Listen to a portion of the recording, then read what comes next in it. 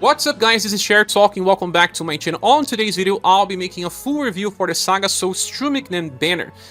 That brings Strumiknen upgrade over his Platinum style that is now much stronger and can even be used on hard challenges, not just on Remembrance. Kurt, a damage dealer that is also a farmer. And Liza, a support for Remembrance battles. We already have all the information about these characters and the review will come sooner than normal, because the information is already on rs.xyz, and Strumiknen is the main character here. This banner is also SaGa, so that means that they don't rerun as much.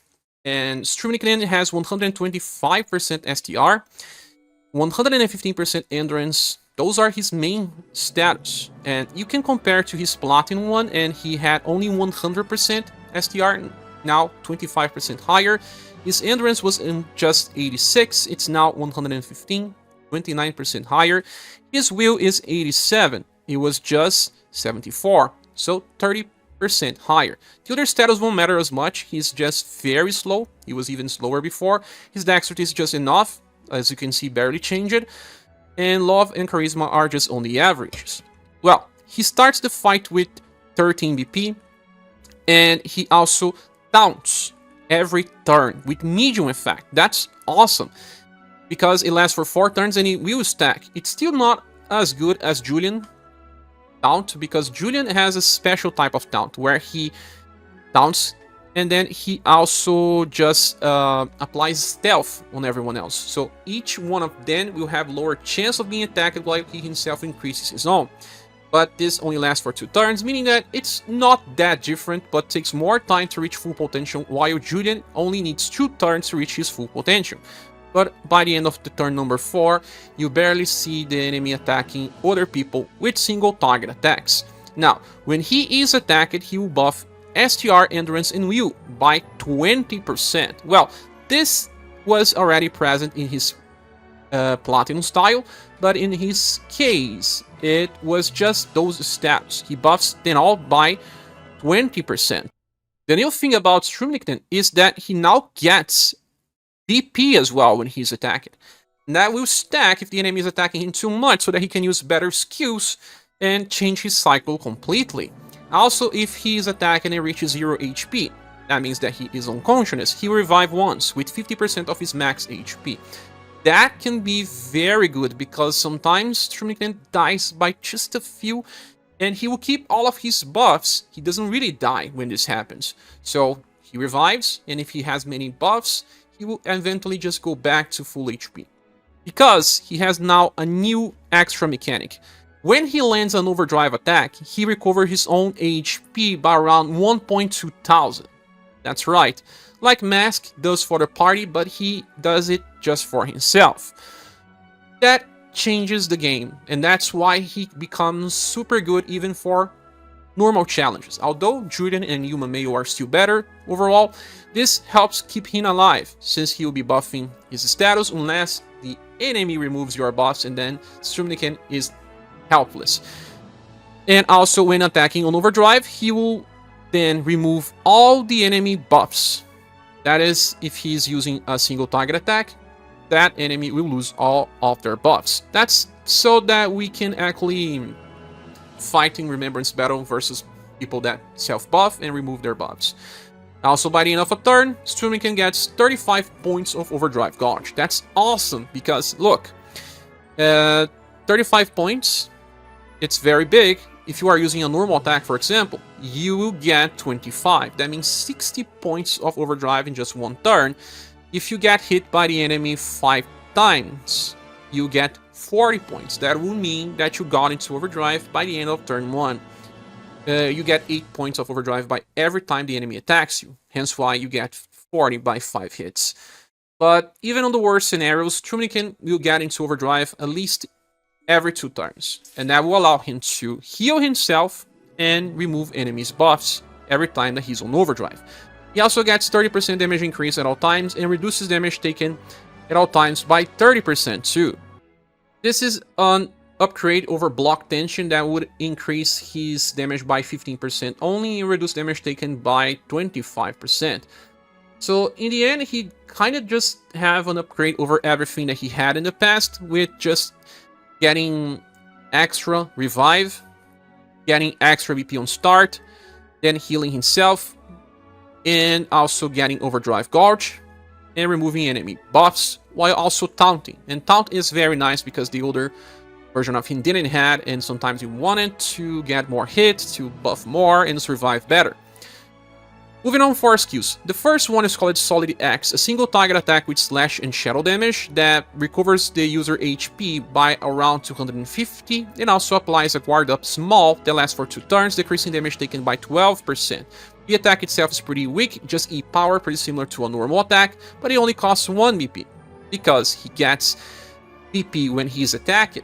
Well, this is pretty cheap to use when you don't have anything else to use. And depending on the fights, you get so much BP that you may not even want to use Solid X, because the second skill is pretty interesting. Saturn Blade, it's a column attack with slash and blunt, can only be used 5 times per battle. It has double S power. For 12 BP you would say that it's too much. It is, because it grants you a passive for the whole fight that recovers 1 BP by the end of the turn. Okay, he has 13 BP on start. He can already open with Saturn Blade. Then he will be taunting, that means that he will get more hit. If he gets into overdrive, it won't be dangerous since he will just heal, and he will then be able to use Saturn Blade again if he gets a lot of BP. And eventually, you will get extra 5 BP by the end of a turn. He already gets always 3 by normal, so 8 BP, not counting for the other ones that you may get from being hit. And that allows him to become a non-stopping machine of self-healing power. In global, Bloodthirsty Strike heals. It's a triple S power attack with 8 PP cost that recovers around 1.5 thousand. On JP, they don't have the extra heal. So when they were soloing with Strumiknen, it was just about surviving. And on global, it was never about just surviving. We could just heal. And he was unkillable, unstoppable.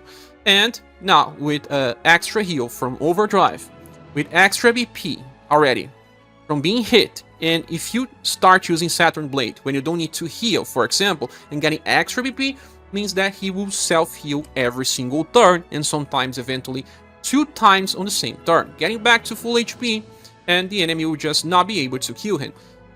They can kill him if they remove buffs. In hard challenges, for real, this happens from time to time. And he will never be better than Julian or Yuma Mayo, for example. They are better. They just do a lot of damage versus enemies. Either single target enemies, either multiple enemies. So he's more for when there's just one enemy and you can just keep using his skills. Stu has another one, called Unbridled Frenzy. A single target slash and blunt attack, again, that attacks 6 times randomly. So that's why it's better to use him versus just one enemy. It's critical to plant. It uses 13 BP, and it has just E power, much like Solid X. But 6 hits of E power is like very strong. Stronger than normal 4S attacks, for example. So it doesn't cost as much. And just remember that Ihachi has an 8-hit attack, and how much damage he does? Well, he do a lot of damage as well, because he is self-buffing, and if you are running him on overdrive, and you don't need to heal 2 times, use Unbridled Frenzy, and you don't need to use Bloodthirsty Strike. This will do double the damage of this skill, at least. So, and what do you do with this guy? You bring him on a formation that already draws more enemy attacks, stack buffs, stack BP. You can use Saturn Blade if you want, it's not mandatory. Depending on the number of hits you get, you can cycle between Unbridled Frenzy and Solid X. Try to use Unbridled Frenzy on overdrive since you get extra damage, and that's it. If you need to heal extra, use Bloodthirsty Strike. The guy just won't die. Because he gets extra BP and starts with more, you can theoretically use Bloodthirsty Strike every single turn. And that is very, very good. Morning Glory makes no sense anymore for him since his intelligence is now even lower, and the buffing intelligence is not needed since he is already buffing his own will. Strumiknen Premium Style is awesome. It will solve most problems on Remembrance. If you are already still having difficulty, he will make fights much easier. People summon for X units for Remembrance, but if you can solo with Strumiknen, now you can solo easier. It still takes some time for him to build up, like you can bring people that can give him support to stay alive for 3 turns, and then after 3 turns he will have so much endurance and will that if the enemy does not stop your buffs, he will become unkillable. So it's better to invest on Strumiknen than on multiple X units to make you win, since he is capable of soloing most content. I don't know about stage 30 yet, but all stages now, besides sometimes I still don't know if he'll beat, for example, Wyvern, can be done by this Strumiknen. So, very good unit. I cannot say that he is OP because of how he works on hard content and still be inferior to Yuma Mayo and Julian. But as an overall utility character that will just help you so much on Remembrance and can still be theoretically used on hard challenges, Strumiknen offers a lot of value, and I will give him a triple S grade for sure. The next character is Kurt, and he has a strange distribution of status. Just 113 STR, Endurance is 102%, so another physical type, and just 84 will. His agility is bad, being just 83%, all the other status are just on the averages. He starts the fight with 11 BP, and on every 5 turns, accounting from the start of battle, that is turn 5 and turn 10, because it can only trigger 2 times. He'll grant himself this Heat Up. That increases his damage potential by 50% for the whole fight. So by turn 5 you have 50, and then by turn 10 you have 100%. Battle Experience is a passive that will give him a chase mechanic for single target, called Crashing Wave Blade. That is a single target attack that has double S power, slash and code, and gives the user attack boost of 10% increase for that turn. Well, not that great. And you have to wait till turn 5. If you are using an AoE attack, you get the Scale Mirage Blade. That is AoE, A power, slash and pierce. Just damage, no additional effect. The interesting aspect is that Kurt by turn 10 gets 2 stacks of this. And then he would chase with Crashing Wave Blade twice when using a single target attack. And with Gale Mirage Blade twice when using an AoE attack. But why wait? Why? Turn 5. His damage is very limited by turn 1, 2, 3, and 4. He will also lose 20% of his max HP by this. I don't know why. It just looks like an old design made to try to make a strong character with some bad things, but it just doesn't make sense. Also, when he lands an attack, he recovers his HP by around 250, recovers 1 BP, gets his attack boost the last 2 turns and increases damage by 10%, and buffs STR by 5%. 5%? Yes, that's right. That means that when you are on turn 10 and you can chase 2 times, you are going to trigger those things 3 times. Why? Why? Then Intrinsic Sword, meaning 20% damage increase at all times, 40% damage reduction when resisting an attack, and 37% chance to evade resisted attacks. Really, it's all that you have, Kurt. Skill number 1 is an AoE attack with E-Power, and 3 BP cost. Nothing special. Second one, Gale Mirage Blade. That was buffed in global, because in GP it's just slash. But it's fast, and it's AoE with slash and pierce. A-Power, it's good enough, but cannot solo anything with just this A power attack. If he had his Battle Experience active on turn 1, he would have become okay damage dealer and farmer. He could replace Merlot Sara for those that didn't have in some situations, but he just can't. Then skill number 3 is String Slash. Single target attack, slash and code. Before attacking, grants the user the attack boost, increasing damage potential by 15%, lasts for 2 turns, then attacks with triple S power. It is too costly for today's standards. 11 BP and just increases a little. Just because it has double element, it doesn't make much sense. So on turn 5 he gets a chase, but what else? Really? Nothing else, Kurt. Why were you designed like this? If you have his first style, maybe you got it from a SaGa Soul Selector, you can revive by use of Purify. But that's the guy. He is terrible. Very bad. There's no real excuse to use Kurt in a fight unless you are a real fan, and you can wait 5 turns to have his Battle Experience activated. As he is, he looks like a 2022 style, and only receives an SS- grade as someone that could even disappear from the tier list in the next week. Kurt loses to Arpina easily, and Kihachi just obliterates Kurt.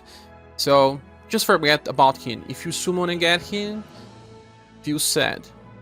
The next character is Liza, and well, she is wielding rapiers. She has 120% dexterity and 100% agility. Those are actually good values. She has only 72% endurance, but at least 86% will. Always better than endurance. And she has intelligence as well because she can debuff. Moving on. She has, on the start of a turn, a passive that has a very particular design. If you are landing a weak attack, you will recover your own HP, a max of 2 times, but this lasts for 1 turn. So, if it lasts for just 1 turn, that means that you need some characters that have chase mechanics or extra attacks on overdrive in order to trigger this 2 times. But she is kind of just allowing your party to heal once at least on Remembrance, because on Remembrance all of your attacks will be weak versus the enemies. So you get at least 1 heal or 2 heals if your character has chase or extra attacks on overdrive. Because she actually has herself. When she's attacking on overdrive, she gets this Weak Stinger.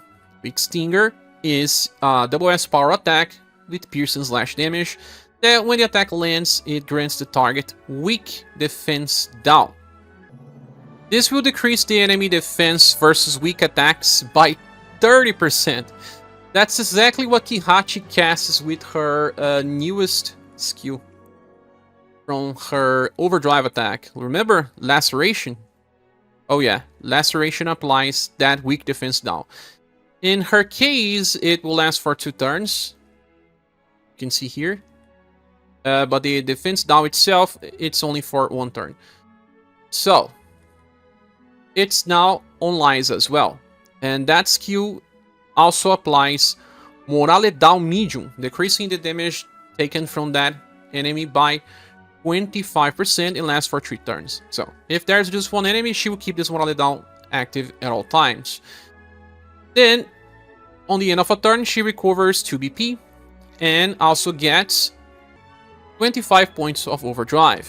That's good because if you are using, for example, a normal attack, now that you will be actually using a normal attack, you get 25 points of overdrive. Other skills have different types of overdrive points, but it means that she will usually get into overdrive every 2 turns, and she gets the extra attack, she gets the extra heal for herself, and that really helps. Now, we have a new type of passive called Weak Point Union 5. It's similar to Scrum Guard, but you need to resist. And instead of decreasing damage taken by 20%, it decreases damage taken by 30%. So it has 50% more volume. And it's easy to equip yourself versus Remembrance fights to resist. So, very nice. Not just that, she will also increase the damage potential of the whole squad when landing weak attacks. In Remembrance, it always works by 30% with any of their attacks. Remember that we got some cards in the past that would increase damage potential of the squad by, for example, 30% for a particular element. Now we have it for all elements. Then she has 25% damage reduction when attacked and increases her own damage output by 20. And starts the fight with 12 BP. So, we have 50% damage increase at all times when you consider this on Remembrance. Then she still has at least 1 damage reduction and the other one that is related to resisting. If you want to bring her for real challenges, it's not like it doesn't work. It can work, but I don't know if she has enough utility. But she gets 5 PP per turn and starts with 12. Because she wants to start with Weak Stinger. And Weak Stinger, we will apply the Morale Down Medium right on start. So you'll be decreasing damage taken by 30% from the passive and then another by 25% via Morale Down. Not bad for a character that can still do okay damage. Not really a nuker or a real damage dealer though. And it's just for fights where we have only 1 enemy to apply Morale Down, since it's single target and not AoE. And you open with this, and it lasts 3 turns. She gets 5 EP per turn, meaning that she has enough to use this again on turn 4. Her agility is not the best one in the game, but 100% is good enough. Then the second skill is called Screwdriver Plus. That is a single target attack as well, but it has higher power, triple S, and costs only 8. It's an amplify for a very old skill that is critical versus female, and now tries to debuff 2 different status, and those are STR and agility by 20%. This was made so that you can use versus enemies that uses martial arts attacks, because they rely on STR and agility. So this really helps, but still helps versus any type of STR based skill. Good, and since she gets 5 EP per turn, she can use this every 2 turns. In some Remembrance fights, the enemies will still use the 5 weakness, so debuffing is not really the method, but you can use this, for example, when you want to overdrive and don't have enough BP for Weak Stinger, and since Weak Stinger already comes as a follow-up, and you cannot stack Morale Down, it may be a good idea to use this instead of Weak Stinger on overdrive. And then the first skill is EP Blade. That's a single target attack with Pierce and Slash that has just E power, much similar to a normal attack, but buffs dexterity of the user by up to 25% on max level. So usually on a fight, you open with Weak Stinger, and then you use EP Blade, and then on overdrive you can actually use a Screwdriver, and then return to EP Blade, and keep this cycle. And since she is going to get into overdrive at least every 3 turns, you are going to get that Morale Down medium at least. If you have extra BP, weak defense down do stack, so you may want to use Weak Stinger twice if your damage dealer is just right after Liza. Since she does have high agility in a combo, she will usually be using her skills before other people in the party. She does have inheritances, but they don't make sense because it's a very, very old style. Mega Trust becomes triple S, but Screwdriver is just much better. Liza is a Remembrance specialist, made to make your rapier fights easier, since she will decrease damage taken with 2 different ways, one via passive, the other one via Morale Down, and she can still give you at least 1 extra heal per attack. That helps, really helps, and sometimes 2 if your character has extra attacks. So, Liza is okay to pull if you are desperate for help on Remembrance, if you haven't cleared stage 25 yet, if you are a newcomer and you are trying to get Strumiknen and you are close to a PT. I would say that if you are in at least 10,000 medals, if you feel like you need extra help, it's okay to PT Liza. But just summoning for Liza here is not really great, since it's still hard to use her own real challenges, although it is possible. It's just that future characters offer more than just what she offers. Nonetheless, she is a very useful style for Remembrance, and I believe she deserves SS Plus grade. I would give it a triple S grade if her Morale Down was AoE to help in all scenarios, but since she still has some limitation on equipment, on also being more useful on single target, I think that's well deserved. But nonetheless, for rapiers, she is pretty amazing for what she offers. Now, back to the banner image. Is this banner worth summoning for? Oh my god, it's hard to say. I would say that it has average value, because I have cleared all Remembrance fights, even X Remembrance fights. Platinum Strumiknen can still help. He will still be able to solo some content. So if you cleared it all, why would you summon for Strumiknen now? I do believe that when we get a rerun of the SaGa Soul banner, it will be a better value, because you'll be able to get him alongside some other more useful styles besides this Liza, since Kurt is terrible. And I will be giving this banner Bronze Plus award, based on the case that Strumiknen real utility is still more on Remembrance. On real hard challenges, you have Julian and Yuma Mayo. They are much better and they still work, while he will just solve all problems of Remembrance and still helping you sometimes outside, especially on, I don't know, serious challenges where you cannot bring Julian or Yuma Mayo, bring Strumiknen, for example. And then Liza will help you as well, but it's not like she's a necessity. There will be other characters as well, and Kurt really drags the banner down. Just 3 styles, it's hard to recommend pulling here. I won't be pulling, I will wait, because I cleared all Remembrances, but if you haven't and you feel like you need extra help, summoning for Strumiknen is okay. He is a powerhouse and will help anyone that uses him. But that's my opinion. What is yours? Please say here in the comment section. Thank you so much for watching. And if you want to support the channel, we have links on the description, like Patreon, PayPal, and Coffee buttons. I hope to see you soon in the next video or live stream. Bye.